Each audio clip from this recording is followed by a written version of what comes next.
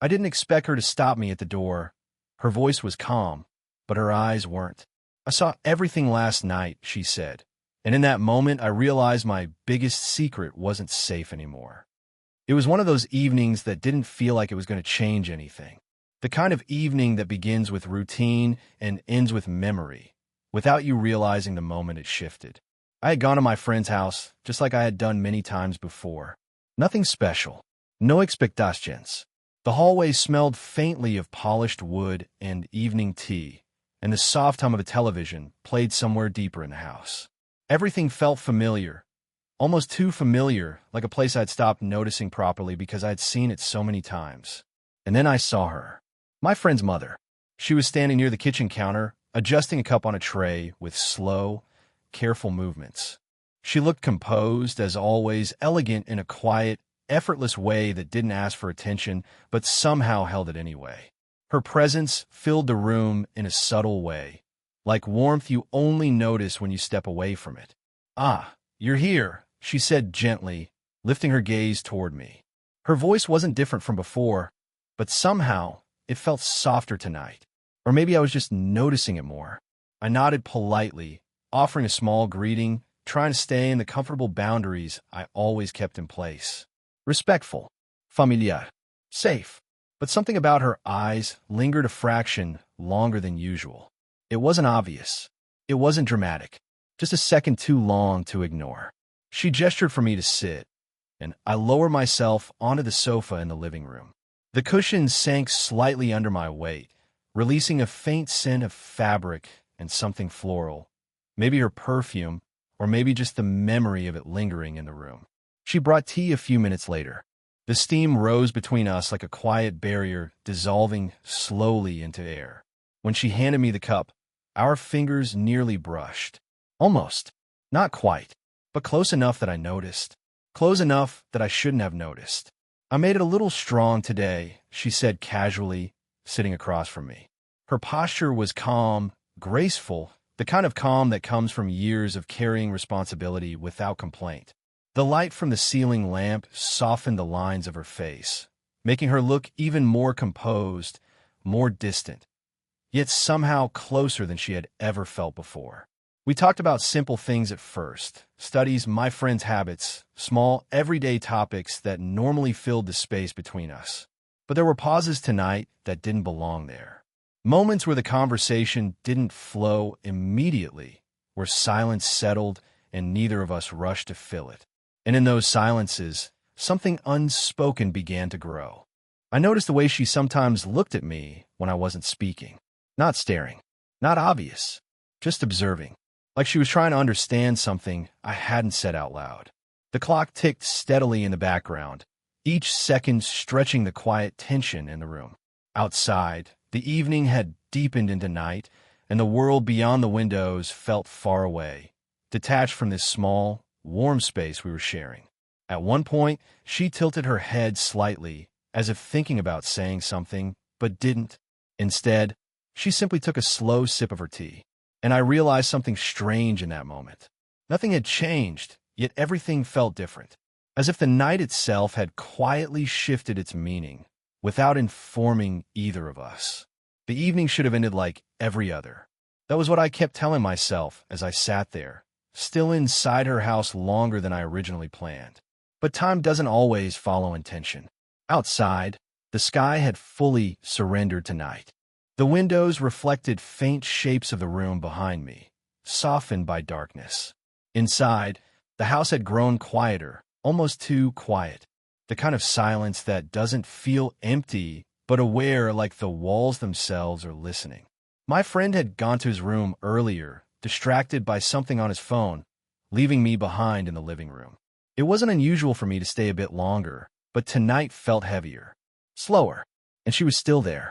My friend's mother moved through the kitchen again, unhurried. The soft sound of ceramic touching would followed her like a rhythm. She prepared another cup of tea without asking if I wanted it. Yet somehow it felt less like routine and more like intention. "Still awake?" she asked gently as she returned.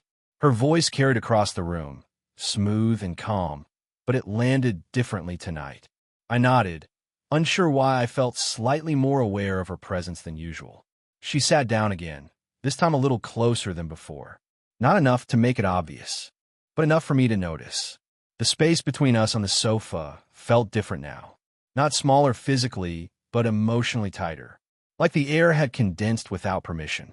She placed the cup in front of me carefully, her fingers lingering on the edge of the tray for a moment longer than necessary. When she finally let go, her hand retreated slowly, almost thoughtfully, as if she was aware of the space it left behind.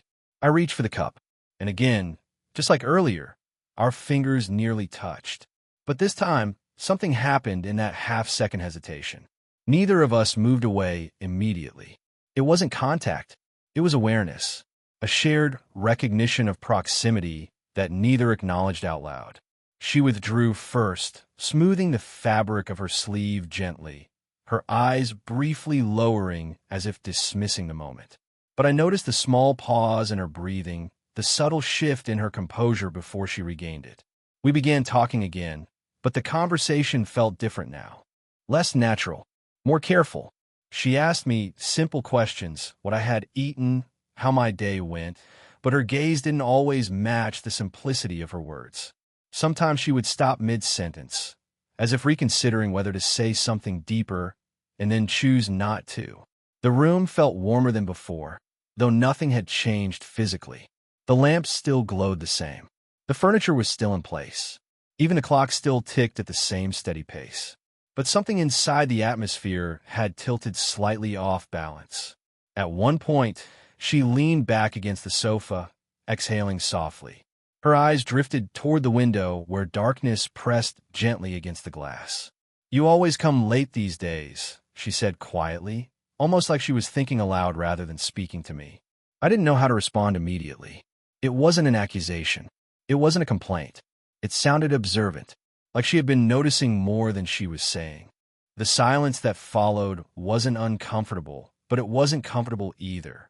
It hovered somewhere in between, suspended in the air like an unfinished thought. And in that suspended silence, I became aware of something I hadn't noticed before. Not just her presence, but the way I was beginning to notice her presence. Differently, more carefully, more consciously. And I couldn't tell when it started. Only that tonight, for the first time, it didn't feel like just another visit anymore. The next time I saw her, I realized something had shifted, but I couldn't immediately name what it was.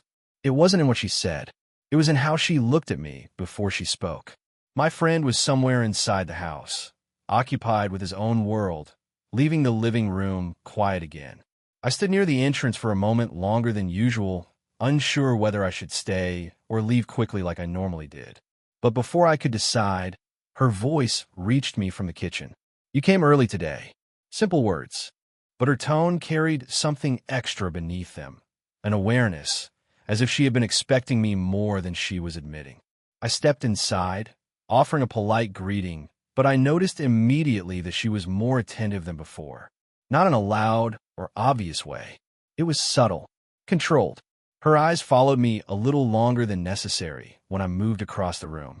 She didn't smile more than usual, but her expressions lingered, like she was thinking while looking at me, rather than reacting. I sat down, trying to settle into the familiar rhythm of the space, but it didn't settle around me the same way anymore. The living room still looked the same sofa, the same warm light, the same quiet background sounds of the house. But something in the atmosphere had shifted, as if the room now held a memory I hadn't noticed before. She brought tea again. This time, she didn't place it immediately in front of me. She paused slightly, holding the cup midair for just a second too long before setting it down carefully. "I made it lighter today," she said. Then she added, almost casually, "I thought you might prefer it that way." That sentence stayed with me longer than it should have, because it wasn't just about tea. It felt like she was observing patterns I hadn't realized I had. We talked, but the conversation had changed shape. It wasn't flowing as freely as before. There were more pauses now, pauses where her eyes would drift away for a moment, as if she was thinking of something else entirely, then return to me with a more focused, quieter attention. At one point, I mentioned something ordinary, something about my schedule, but she didn't respond immediately. Instead, she looked at me for a second longer than expected. Not intense, not uncomfortable, just deep, like she was trying to understand something underneath my words rather than the words themselves. "You've been thinking a lot lately," she said suddenly. It wasn't a question. I hesitated. "Maybe." She nodded slowly, as if confirming something she already suspected. Then silence returned. But this silence was different from before. It wasn't empty. It was layered, like something was sitting inside it, waiting. I noticed the way she adjusted her posture again, slightly more composed, slightly more deliberate. The way she tucked a loose strand of hair behind her ear without breaking eye contact for long. The way she seemed more present than usual, as if she had decided, quietly, to pay closer attention to me than before. And that's when I felt it. Not something spoken, something understood, or at least partially understood. As if there had been a moment, somewhere between our conversations, our shared silences, and those small, almost touches that had left a mark neither of us had acknowledged. She stood up eventually, collecting the empty cup. Before walking away, she paused briefly near the sofa. "I noticed something last night," she said softly, almost under her breath. Then she continued walking, but she didn't explain what she noticed. And I didn't ask, because somehow, deep down, I felt that asking would make it real in a way I wasn't ready for yet. And for the first time, I began to realize some moments don't need words to become heavy. They become heavy because they never get them. I didn't expect her to stop me that day. It was supposed to be like any other visit, brief, ordinary, almost forgettable. I had walked into the house thinking the same quiet rhythm would continue. Polite greetings, small talk, the comfort of familiarity. But the moment I stepped into the living room, I felt it again, that strange shift in the air I had started noticing more often around her. She was already there, sitting near the window this time, where the light from outside softened her silhouette. The room was calm, but she wasn't. Or maybe she was too calm, too controlled in a way that made everything feel intentional. Her eyes lifted the moment I entered, and didn't move away. "Sit," she said gently. Not a request, not a command, just certain. I obeyed without thinking too much, lowering myself onto the sofa across from her. The distance between us felt normal on the surface, but emotionally it didn't feel the same anymore. Something had changed since the last time I saw her. Something unspoken had been added between us, like an invisible thread tightening slowly. She didn't immediately offer tea. She didn't begin with casual conversation. Instead, she watched me for a moment that felt longer than it should have. Not uncomfortable, just deeply aware. Then she spoke. Her voice was quieter than usual. I saw everything last night. The words didn't land like a sentence. They landed like a pause in reality. For a moment, I genuinely didn't understand what she meant. My mind tried to search for context, for something logical to attach it to, but there was nothing clear to hold on to, only the way she was looking at me, steady and unblinking, as if she already knew the impact of what she had just said. My throat tightened slightly. "What do you mean?" I asked carefully. She didn't answer immediately. Instead, she leaned back slowly against the sofa, her fingers resting lightly together in her lap. The movement was calm, but it carried weight, like she had already rehearsed this moment in her mind. "I was awake," she said finally. A pause. "I couldn't sleep. I went to the kitchen." Her eyes shifted briefly toward the window, as if recalling something distant. Then they returned to me. "And I saw you." The silence that followed was different from all the silences before. This one had shape. My thoughts immediately began to race, trying to remember the night, try to place what she could have seen. But nothing obvious came to mind. No dramatic moment. No clear explanation. Just fragments of a normal night that suddenly felt uncertain under her gaze. Her expression softened slightly, but her tone remained steady. "Not in the way you think," she added, almost gently. That line changed everything, because suddenly I realized this wasn't about accusation. It wasn't anger. It wasn't judgment. It was misunderstanding, or something close to it. She studied my reaction carefully, as if trying to measure whether I was afraid, confused, or something else entirely. And then, very quietly, she said, I wasn't sure what I saw, but stayed with me. The room felt still again. Not heavy now, but fragile. Like one wrong word could shift everything in a direction neither of us was prepared for. I looked at her, trying to find clarity in her expression, but instead I found something more unsettling. Not suspicion, not distance. Something closer to curiosity mixed with restraint, as if she had been carrying this thought alone for hours, maybe even longer. And in that moment, I understood whatever she thought she saw last night had already changed how she saw me, even if she didn't fully understand it yet. For a moment after her words, neither of us moved. The air between us felt suspended, like even breathing too loudly might disturb something fragile that had just formed. I could hear the faint ticking of the wall clock, the distant sound of the house settling, and yet everything inside me was focused on her expression. I wasn't sure what I saw, but it stayed with me, she had said. And now that sentence lingered in the room like an unfinished thought. I leaned forward slightly, choosing my words carefully because I could already sense this wasn't about defending myself. It was about clearing something that had quietly grown between us without permission. Can I ask what exactly you saw? I said softly. Her gaze didn't harden. If anything, it softened a little, as if she had been waiting for that question. She exhaled slowly, glancing down at her hands for a moment before speaking. I got up late, she began. I was going to the kitchen, and I passed the hallway. Her voice stayed calm, but there was something delicate underneath it, like she was replaying the memory carefully so she didn't misstep. I saw you sitting near the dim light on your phone. She paused. I think you were watching something or reading something. I couldn't tell from a distance. Another pause, and I saw your expression. Her eyes lifted briefly toward mine. That's what stayed with me. For a second, I didn't understand why that would matter. Then slowly, I realized she hadn't seen anything inappropriate or alarming. She had simply seen me in a moment I hadn't thought anyone would notice. A quiet, private moment, misinterpreted through distance and half-light. I let out a breath I didn't realize I was holding. It wasn't anything bad, I said gently. I was just tired. I was scrolling through messages. That's all. Her reaction wasn't immediate. She didn't interrupt. She didn't rush to respond. Instead, she absorbed it, like she was comparing what she saw with what she was now hearing. The tension in her shoulders eased slightly, but her eyes didn't leave mine. So, she said slowly, almost carefully, I misunderstood it. I nodded. Yes. A quiet silence followed, but this silence felt different from the earlier ones. It wasn't heavy anymore. It wasn't uncertain. It was processing, like something complicated slowly untangling itself in real time. She leaned back slightly, her posture loosening for the first time since the conversation began. A faint expression of relief crossed her face, subtle but visible, like she hadn't realized how much weight she had been carrying until that moment. I thought, she started, then stopped. Her gaze drifted away again toward the window.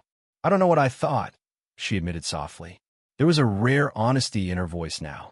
Not controlled, not measured, just human. I stayed quiet, giving her space. After a moment, she looked back at me. I think I've been overthinking things lately, she said with a faint, almost self-aware smile. That small shift changed the entire atmosphere. The room didn't feel tense anymore. It felt real again, warm but grounded. She reached for the tea that had been sitting untouched and took a small sip, as if resetting herself. I'm sorry, she added quietly. And for the first time since all of this began, I realized something unexpected. It wasn't just me who had been affected by these small moments between us. She had felt them too, just in her own way. And that realization changed everything, not by escalating emotion, but by making it mutual. After the misunderstanding began to dissolve, the room didn't immediately return to normal. Instead, it settled into something quieter, something gentler. The kind of quiet that doesn't feel empty anymore, but shared. She didn't stand up right away. I didn't either. It was as if both of us unconsciously agreed that leaving this moment too quickly would break something delicate that had just started to stabilize. The tea sat between us, slowly cooling, forgotten for now. Her posture had changed subtly, no longer guarded, no longer analyzing. The tension that had once sat in her shoulders had softened, replaced by a calmness that felt more natural, more unforced. For the first time in all our recent interactions, she looked present, not observing me, not interpreting me, just being there. "I think I misunderstood you more than I realized," she said softly after a pause, her eyes briefly lowering before returning to me. Her voice carried no heaviness anymore, only reflection. I nodded slightly. "It happens. You saw something in a half moment. It's easy to misread that." She gave a faint, almost thoughtful smile, but it didn't fully form. Instead, it lingered in that in-between space, like she wasn't used to letting herself relax into it completely. A small silence followed. Not awkward, just real. Then, slowly, she shifted closer, not dramatically, not intentionally obvious, but enough that the space between us on the sofa felt different again. Less like distance, more like proximity. Her hand rested lightly on the arm of the sofa between us, close enough that I became aware of it without trying to be. The smallest movements suddenly felt more noticeable. A slight adjustment of her fingers, a gentle exhale, the soft fabric of her sleeve brushing against the cushion. None of it was dramatic, but all of it was felt. "I don't usually think this much about things," she said after a while, almost as if she was admitting it to herself more than to me. I turned slightly toward her. "About what kind of things?" I asked gently. She hesitated, not because she didn't know, but because she was choosing how to say it. "People," she said finally, then corrected herself lightly. "No moments." Her gaze drifted toward the floor for a second, then back up. "There are moments that stay longer than they should," she added, quieter. The way she said it wasn't dramatic. It was reflective and strangely honest. The air between us shifted again, not into tension, but into awareness. A shared recognition that something subtle had been building over time, even if neither of us had given a name. I noticed her breathing slow, slightly. Her shoulders relaxed further, as if she had stopped holding herself in place. And I became aware of something else. Not attraction in a sudden or loud way, but presence. Her presence felt closer now, not physically overwhelming, but emotionally accessible. Like the walls between guest and home, respect and distance, had softened just enough to let something human pass through. She turned her head slightly toward me. This time, her eyes didn't search for meaning. They simply met mine. For a few seconds, neither of us spoke. And in that silence, something unspoken settled. Not as a confession, not as a decision, but as a shared understanding that the emotional space between us had changed shape. Not broken, not crossed, just closer than before. Then, almost naturally, she reached for the teacup again. Her fingers brushed the handle lightly, and for a brief second, I noticed how steady her hands were now compared to earlier. She took a sip and exhaled softly afterward, like she was finally allowing herself to relax inside her own thoughts. The moment didn't escalate. It didn't need to, because sometimes closeness isn't created by words or actions, but by the absence of tension between them. The conversation didn't end with a dramatic turning point. It ended the way some meaningful moments do, quietly, without announcement, as if both of us simply understood that the chapter had reached its natural resting place. The tea had gone cold by now. Neither of us cared. She stood up first, slowly, smoothing her sleeve as she did. The movement felt unhurried, almost thoughtful, like she wasn't trying to escape the moment, but gently closing it. I followed a second later, mirroring her without realizing it. For a brief moment, we stood facing each other in the living room. The light from a window had softened even more, turning the space into something warm and slightly golden. The house outside remained silent, but inside, there was a calm that felt earned rather than accidental.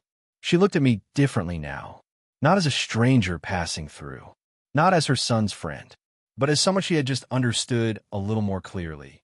"I think I overcomplicated things," she said softly, breaking the silence first. There was a faint, almost self-aware smile on her lips, small, controlled, but real. I nodded gently. It's easy to do that when you don't have all the information. Her gaze held mine for a moment longer than usual. And then she exhaled, slow, steady, like she was letting go of something she hadn't realized she was holding. Still, she said, her voice quieter now, I'm glad I asked. That line stayed in the air for a second longer than the rest. Not heavy, just meaningful. I realized then that nothing between us had been resolved in the dramatic sense. There was no confession. No confession was needed. No boundary had been crossed. No line shattered. Instead, something more subtle had happened. Understanding. Misunderstanding had been replaced with clarity, and tension had been replaced with awareness. And somehow that was enough. She walked with me toward the entrance when I said I should leave. The hallway felt different now, less distant, more familiar. As I reached the door, I hesitated briefly, not because I had anything left to say, but because the silence between us didn't feel unfinished anymore. It felt complete. She stood slightly to the side, her hands loosely clasped in front of her. For a moment, she looked like she was going to say something more, but instead, she simply nodded. Take care, she said gently. Not distant, not formal, just warm. I smiled faintly. You too. And then I stepped outside. The night air felt cooler than I remembered. The street was quiet, the world outside unchanged, but something inside me had shifted in a way that was hard to define. I walked slowly for a while before looking back once. The light from her house glowed softly through the window. She was still there, standing near the door, watching, not intensely, not emotionally charged, but calmly, like a person acknowledging the end of conversation that mattered more than it seemed. She raised her hand slightly, a small, simple gesture, not a wave of separation, but of closure. I returned it, and then turned away. As I walked further down the street, I realized something quietly settling in my mind. Nothing between us had become complicated in the way stories usually suggest. Instead, it had become understood, and sometimes understanding is the most peaceful ending a moment can have. No confusion left, no tension remaining, just two people who briefly shared a meaningful emotional space and left it with respect intact and memory preserved.